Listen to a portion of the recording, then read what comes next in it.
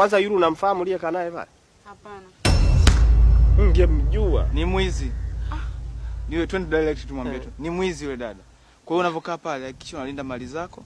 Hakikisha asiguse kitu chako na kuangalia sana unajua anakupotezea concentration ya kusearch. Ukienda kumwambia umetuchoma, usimwambie. Pale hapa kaja kujificha. Kaja kujificha anaishi Mbezi. Nakumbuka mwaka jana alikuja Mkuranga Ngomani. Tulikuwa tunapunga majini, umesikia? Sasa alivyo hana haya, akaingia kwenye chumba cha wanaume akatoka. Ana tabia kujistukia, umesikia?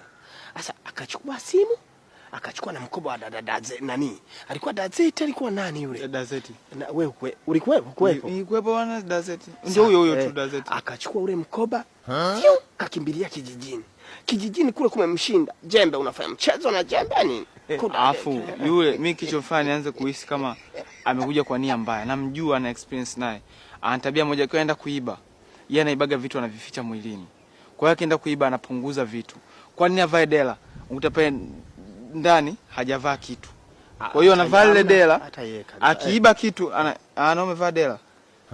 Hasa yeye anakuwa ana dela afu dela lake ni la wizi. So ili zuri. Ili special.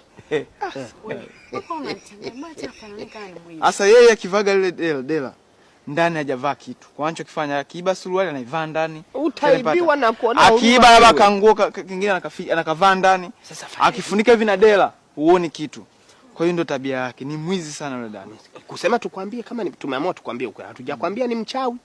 Uchawi si ndo mbaya. Kwa nini hatujakwambia mchawi? Tumekwambia ulinde mali zako usiibiwe, sawa? Sisi lengo letu hatutaki kukwambia uongo, tunataka kukwambia ukweli.